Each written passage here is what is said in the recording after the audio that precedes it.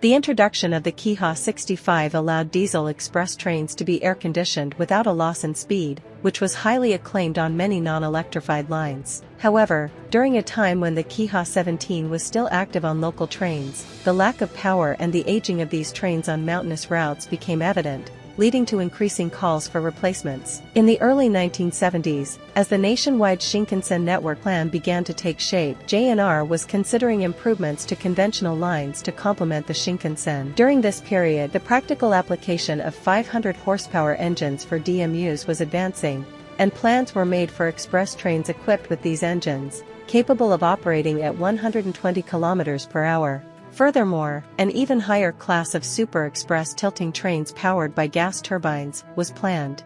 For express services, in addition to downgrading the 82 series for secondary use, new vehicles were planned to supplement the existing 58 series. For local trains, which faced severe financial constraints, reducing the number of engines to lower maintenance costs was necessary. A configuration where a train set that mode of cars would haul trailer cars with a single 500 horsepower engine was conceptualized, leading to the prototypes Kiha 90 and 91. These prototypes were tested in a 2M2T formation, coupling with unpowered Kiha66 cars. However, societal conditions were gradually changing. JNR faced increasing competition from other modes of transportation, leading to financial difficulties for non-premium trains. On regional lines, which were being progressively shortened, unpowered cars became operationally cumbersome. Additionally, the introduction of vehicles with the DML-30 engine revealed maintenance issues, raising concerns about reliability. The practice of revving these engines to their nominal output to haul unpowered cars was approached with hesitation. Amidst these challenges, the opening of the Sanayo Shinkansen in Hakata was approaching, prompting improvements to the non-electrified lines in the Kyushu area. The new suburban DMUs, Kiha66 and 67, were introduced as part of this effort. These trains adopted the DML-30 series engines, with improvements in the durability of the cylinder heads and cooling systems, and modifications to the exhaust system to address frequent cracking.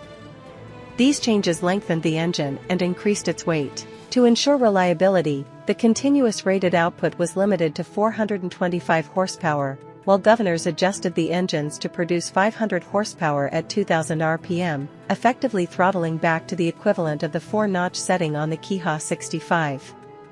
Coil springs were removed from the bogies, resolving vibration issues experienced at high speeds with the Kiha65. To save weight, disc brakes were not adopted. Though the operational performance saw a step back due to these cautious design choices, the passenger amenities were revolutionary. The Kiha66 and 67 featured reversible cross seats with seat pitches comparable to limited express trains, which was a luxury for suburban trains at the time. Most notably, these trains were equipped with air conditioning, a remarkable improvement for non-electrified lines local trains, which had historically been neglected. For the first time in DMUs, a centralized cooling system was used instead of distributed unit coolers due to equipment layout constraints. To address level crossing accident concerns, the driver's cab was raised, and the driver's seating position was moved 30 centimeters backward. While it retained its flat front face, lacking the protruding through door sections seen in express EMUs or the Kiha 91 series, it still managed to distinguish itself from the Kiha 65 series and the Kiha 58 series with its curved glass windows. Due to delays in developing a new power source for the air conditioning, the already proven 4VK generator set was used, providing sufficient power for air conditioning by supplying power to 2 cars. Additionally, the installation of a power generator enabled a shift from hot water heating to electric heating, allowing for greater flexibility in temperature control. To enhance engine cooling, radiators were installed not only on the underframe but also on the roof. While this initially suggested a return to roof-mounted radiators, forced cooling was employed rather than natural cooling. Due to the distance between the engine and the cooling fan, the fan was driven by an oil motor. Unfortunately, as with the Kiha 181's engine room cooling fan, this led to frequent problems. Meanwhile, to reduce weight, the power generator was designed to operate at a high speed of 3000 rpm. This raised concerns about high noise levels, a common issue with air conditioning systems on other DMUs. To address this, the entire power generation unit was enclosed in a soundproof box. Consequently, the radiator for the power generator was also moved to the roof. Unlike the other fan, this cooling fan was driven by an electric motor. This differentiation in the driving source for the cooling fans was similar to the cooling system for the main and auxiliary engines in the Kiha 181 and 82 series.